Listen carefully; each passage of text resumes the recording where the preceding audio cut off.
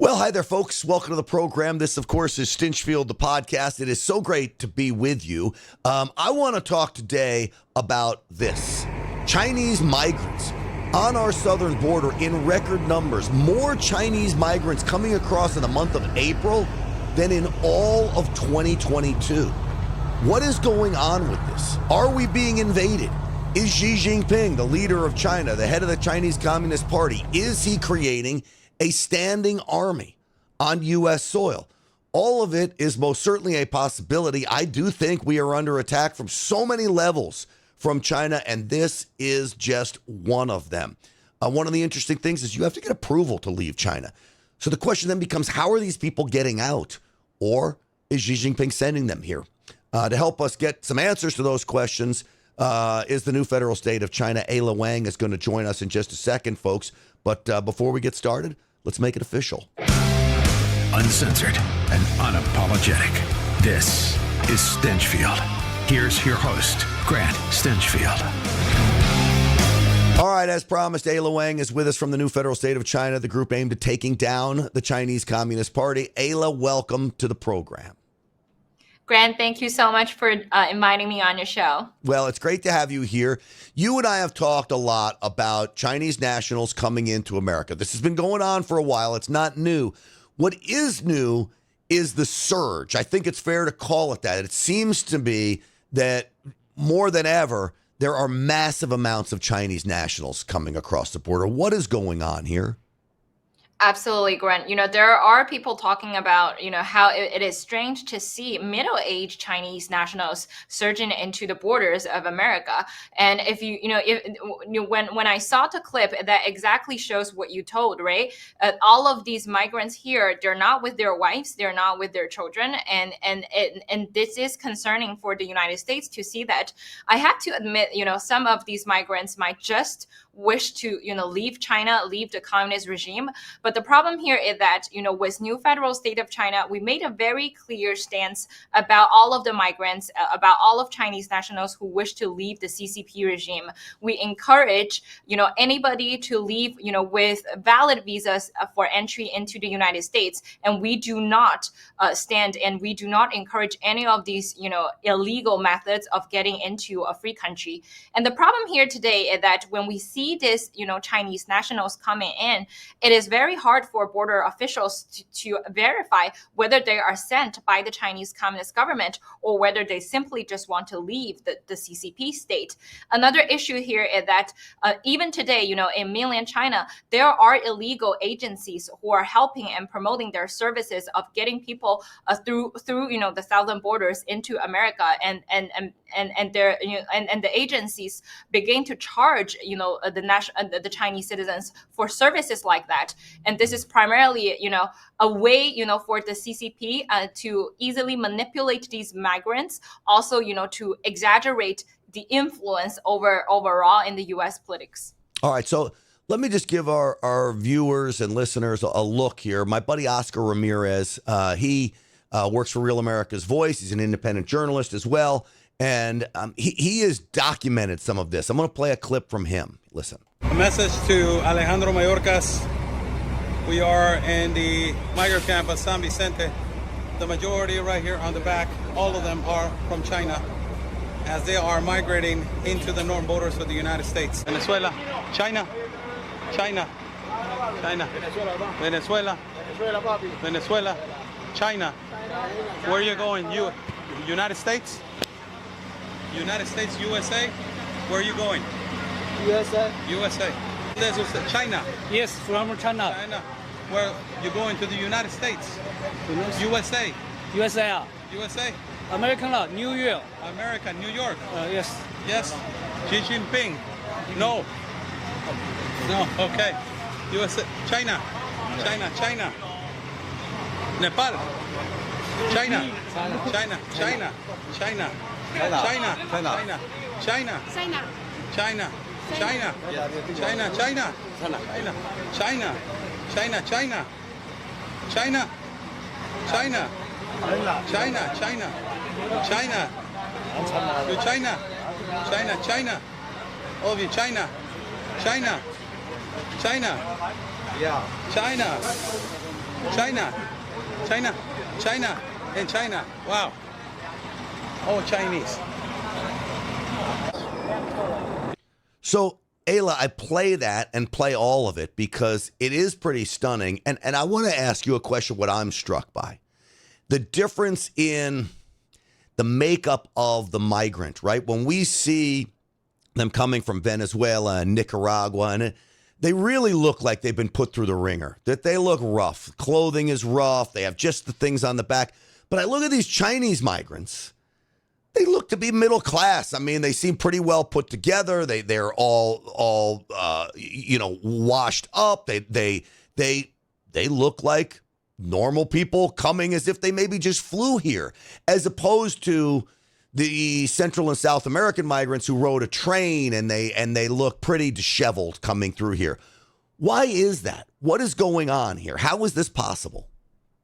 Absolutely, Grant. As I mentioned, there are agencies in China that illegally provide such services of, importing or having these migrants coming through the southern border to the United States, and some of them might already pay those agents for doing so. On the other hand, it is worth noticing that when the reporter asked these migrants about Xi Jinping, most of the Chinese citizens chose to shut their mouth. They are still, they're not willing to comment anything on Xi Jinping, and some of the migrants might just want to leave China and then to make a living in the United States. But again, all of these methods are illegal for entering into this country, and that this is primarily why that the CCP state government does not even publish any policies to restrain these illegal agents from migrating the citizens into the United States, and that is where make us concerned. It is very easy for CCP state to merge any of their personnel into these migrants into the country.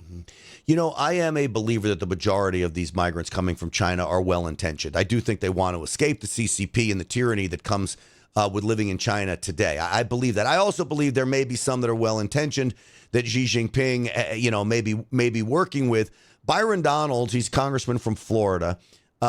He was asked an interesting question, and I want you to hear his response, and then I'd like to get your response really to Maria Bartiromo's question about how they managed to come out without the approval of Xi Jinping. Take a listen. Congressman, real quick on these Chinese nationals. You can't leave China without approval from the communist government, right? As to my latest understanding, you cannot. So it's very interesting that you can't leave China unless Xi Jinping says it's okay. But you can walk into America and nobody, not even a border agent, can stop you. That is terrible policy for a country. We have to do better, not hope. And there's not going to be any negotiations with Senate Democrats. Let me tell Chuck Schumer right now, we're not negotiating over this point. You either secure the border or don't come to the House of Representatives looking for cash. We don't have money for you, Chuck, until the border is secure. Well, clearly that's an older clip because they still handed out the money as they need it without any secure border. But he does raise an interesting point, and Maria Bartiromo raises an interesting question. If you need approval to leave China, how are these people getting out? Does Xi Jinping know they're leaving? Are they sneaking out? I know you said there's these agencies that help people. Are they literally trafficking them out of there under the cover of darkness? Exactly, Grant. We do believe that there are agencies help these traffickings into the southern border. On the other hand, it is true that the communist state government is the only agency or is the only institution who will grant travel documents or passports to Chinese citizens. And this is where the dark area is where these agencies chime into, and many of these illegal agencies might have already worked with CCP state as well.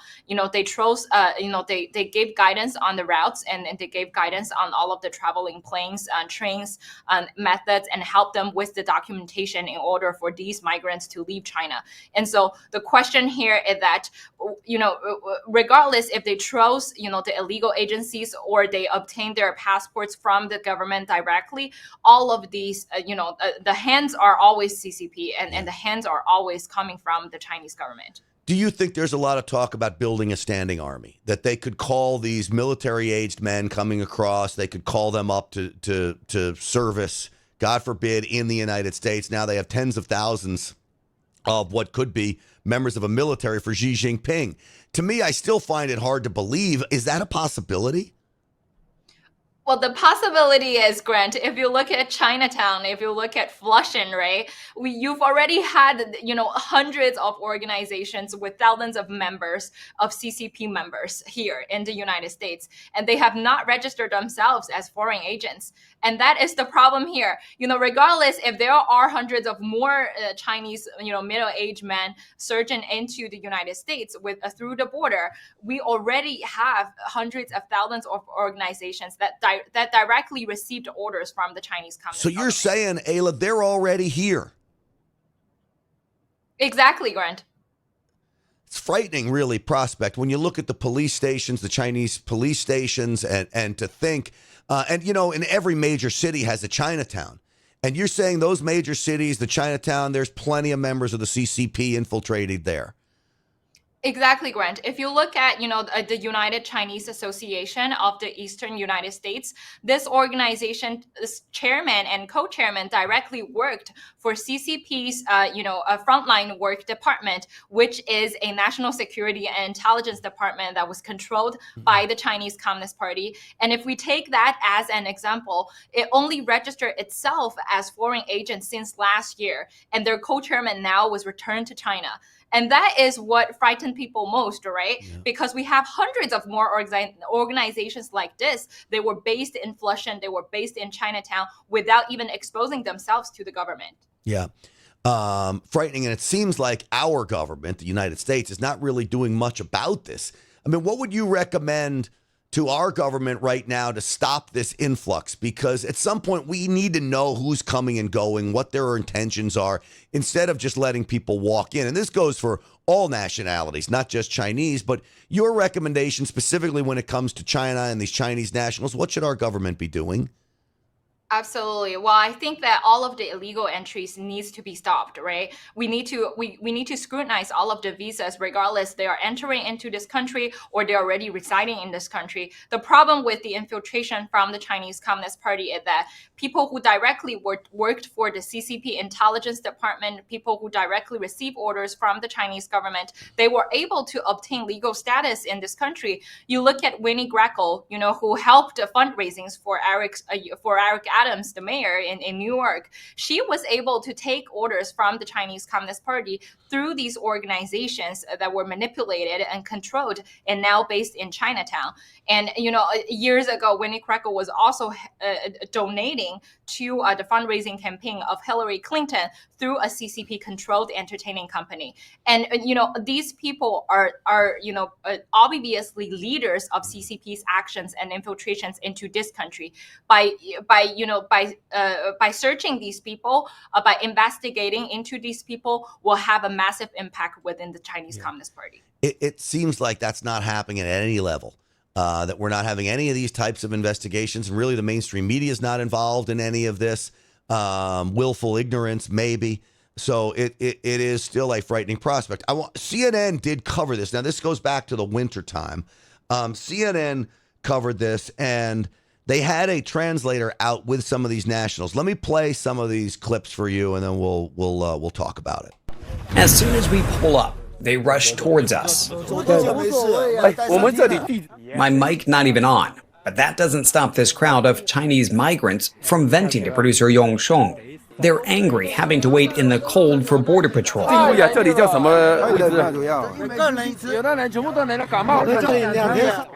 This is just one of 3 makeshift border camps we stop at in eastern San Diego County. Alongside migrants from Latin America, at each camp, we meet dozens from China. The numbers reflect the surge. From 2013 to 2022, C.C.P. recorded fewer than 16,000 Chinese migrants illegally crossing the U.S. southern border. This past year alone, more than 31,000. That's roughly double the prior 10 years combined. But unlike those fleeing countries in turmoil like Venezuela, Cuba, or Haiti, these migrants are leaving the world's second largest economy. What was the reason you left China? Their answers vary. His family is poor. Most cite deepening financial hardships. despite the Chinese government's narrative of a steadily rebounding economy. How did you get here? How did you get to Southern California? Their trek north primarily starts in one Latin American country, where Chinese do not need visas to enter. To Ecuador. How many of you here came through Ecuador? 有多少人是从厄瓜多尔来的？ All right, so my first reaction to this are twofold, Aila. One is that 31,000 number in 2023. We virtually reached that in April of this month. We had over 30,000 Chinese migrants come through in just April. The other side of this is, after listening to all of that, I understand they're complaining about not meeting Border Patrol, but I don't know if they understand quite how it works here. But number three is Ecuador. If I wanted to stop the flow, it looks like all I need to do is call Ecuador and say, hey, if you want any more aid from the United States, you got to cut the flow of Chinese migrants through your country, and we're shutting it down. Ecuador seems to be an issue here. Why Ecuador, Aila?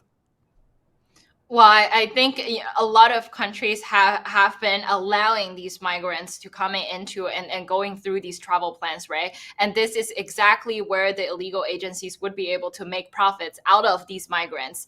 And the problem is that any of the clips that you played today, it seems to be that most of the migrants were primarily male, middle-aged men, male. They're not families. They're not, leaving the country with their babies. And even girls are very rare. In all of these video clips. And the problem today is that financial hardships is, it was one of the reasons that people migrate from China to any other countries. And the problem here today is that we cannot let all of these things to make other people believe that, all of the Chinese people came to America from illegal methods, and they were trying to, merge in these groups through the southern borders. In fact, that, we've already seen, many of, students who have worked with military department, who have been, studied in institutions that were funded through the C.C.P's People's Liberation Army. Their visas were revoked in the past few years, and that was one of the few efforts that we saw to stop C.C.P's infiltration into this country. But today, if you look at southern border, if we do not have effective policies, you will see more and more Chinese migrants coming into there, and there was no way for the border patrols to verify their the accuracy of their ID documents, and to verify if they were connected with the Chinese Communist Party. So if Xi Jinping, the leader of China, wants to send in high-ranking members of the CCP or spies or any of these things, I wouldn't think they'd be sneaking in the southern border. I think he could fly them in diplomatically or posing as a Chinese businessman or something like that that's going to come in and infiltrate himself into some company.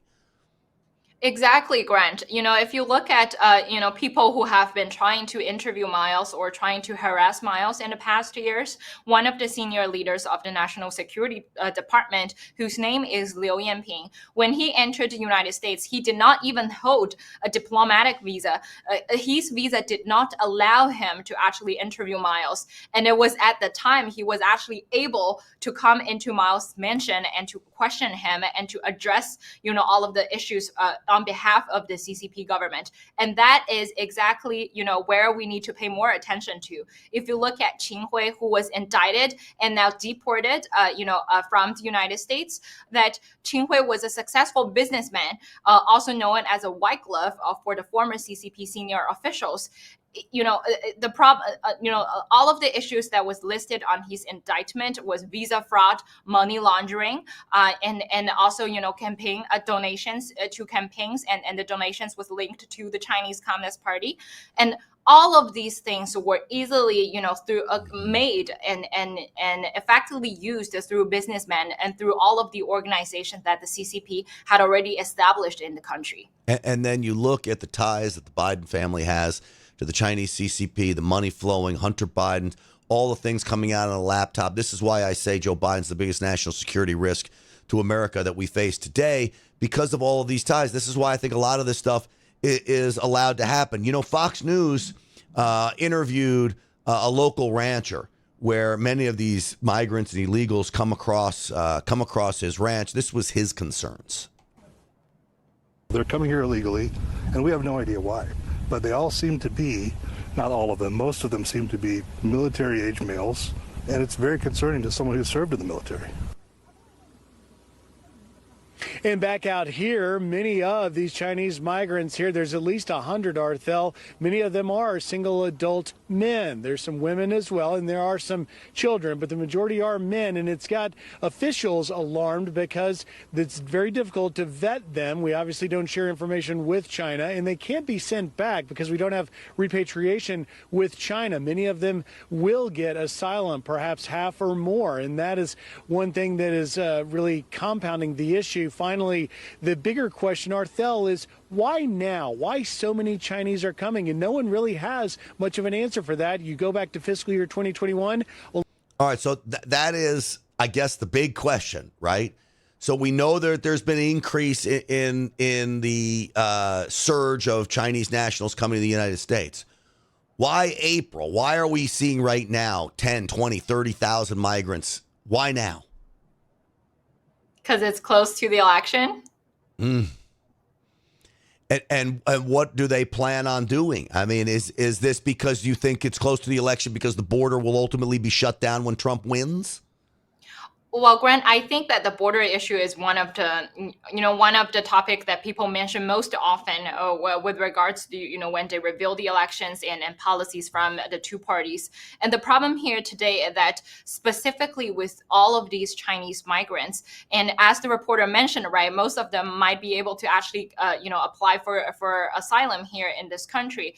In fact, that, in the past decades, there are lots of C.C.P. agents who, fraudly apply for political asylum here in the United States. You look at, and they portray them as survivors of the June 4th Tiananmen massacre. They portray them as, that they have fled from communist regime because they have, religious suppression.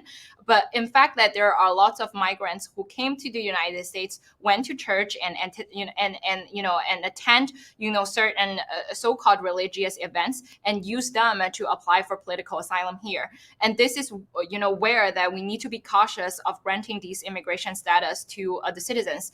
I am self, is Chinese. I love all of the Chinese, but the only thing is that we should not encourage anybody to enter, a freedom-loving country with illegal methods, and this is not, this should not be tolerated. And even the new federal state of China, we encourage rule of law, and the first thing is that you need to respect all of the laws and regulations here where you live. Yeah, this goes for everybody, not just those coming from China, but it really goes for everybody, including our own government, by the way. Let me play lastly Kristi Noem, the governor of South Dakota. She has some interesting thoughts about China and what her state is doing to push back against the C.C.P.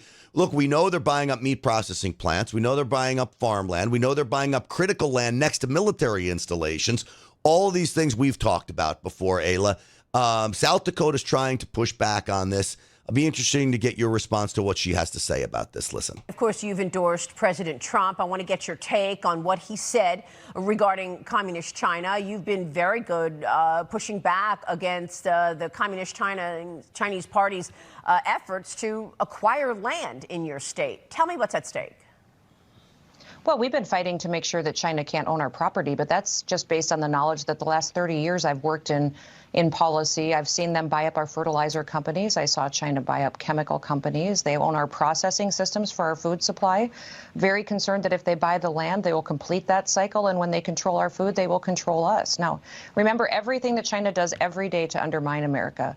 They manipulate their currency. They steal our IP. I believe they're using the southern border to get people into this country to collect data and to spy on us. They're not just using balloons.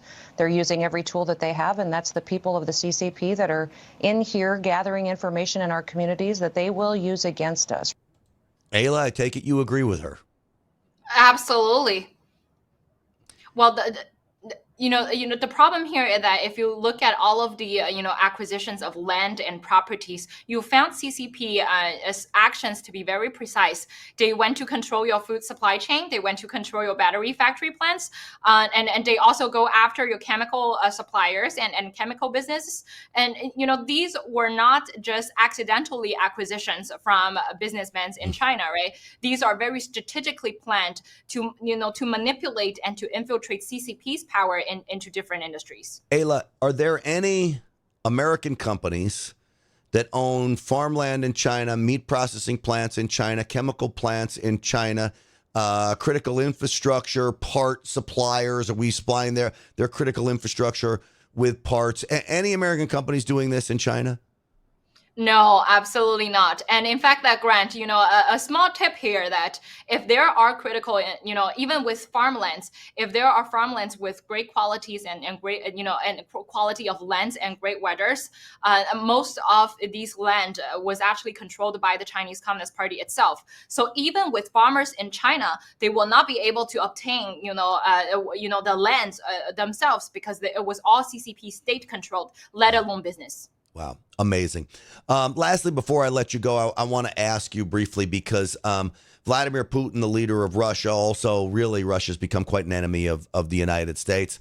Vladimir Putin goes to China. We know there's this axis of evil, basically. Russia, China, North Korea, Iran. You could throw in those proxies. And then, I don't know, you probably throw in some of the Middle Eastern countries that are really under the thumb of China. But Vladimir Putin goes to China. They roll out the red carpet for him. Antony Blinken goes over. No red carpet for Antony Blinken, our Secretary of State. What do we make of this trip? Absolutely. If you look at, CCP's state announcement after Putin's visit, you found that Xi now called China-Russia relationship as no limit partnership with each other. And what does it mean by no limit, right? You understand that these two are now brothers with each other. And if you look at all of the traveling stops of Putin in China, you found it very interesting that Putin was, planned to visit the northern part of China later on, not just Beijing. If you look at Blinken, you look at Yellen, they all landed not in Beijing, but in Shanghai, Guangzhou, these economic prosperous cities, but not the capital. Putin went to the capital, and then he went to the northern part of China, where Xi, built up a China-Russia strategic military operation center for him, specifically for Russia-Ukrainian war there. So every step that Putin made in China is now linked to CCP's entire support through military weapons, through logistics, to support Russia's attacks against Ukraine. Look, China loves to gain allegiance from these other countries by basically buying their allegiance, providing them things that they don't have, and then making them beholden to them. I don't think Xi Jinping gives a rat's ass, excuse my language, about whether or not Vladimir Putin wins in Ukraine or not. I don't think he cares about that. What I think he cares about is providing this support so Vladimir Putin is beholden to China. That's it. He wants him on the hook like a loan shark. Exactly. And today, that even just from the beginning of the Russia-Ukrainian warfare, that the Chinese Communist Party already supplied with massive amounts of military weapons and logistics. Since then, that it has never changed. And I would personally believe that the China-Russia Operation Center is now still operating and supporting Putin. Yeah, amazing stuff. We're so grateful to you, Aila, for coming on today and talking about these things. We're grateful for the whistleblowers inside the Chinese Communist Party that help fill your head with so much knowledge and the breadth of knowledge that you bring us. And they risk their lives to do that as well. And so thank you to the new federal state of China for that. I know Miles Guo, the founder of the new federal state of China, along with Steve Bannon, has a big trial coming up. I'm sure we'll be talking about that a little bit. And the political persecution, it appears to me, continues on that front as well. So, Aila Wang, thank you so much for coming on, and have yourself a fabulous, fabulous weekend. Thank you, Grant. Thank you so much. All right, you got it. And folks, thank you for joining me. Don't forget the website, GrantStinchfield.com, GrantStinchfield.com, Stinchfield 1776 on all the media platforms. We'll see you on the Real America's Voice show tonight at 7 p.m. Eastern time. And then a quick note, I'll be at the NRA convention in Dallas tomorrow, and we'll be doing some live coverage from there. I'm looking forward to that. President Trump will be in speaking. We'll cover that live on Real America's Voice as well. So stay tuned for that. But we'll see you tonight. Stinchfield's Army Rolls. Thanks for watching, everybody. We'll see you soon.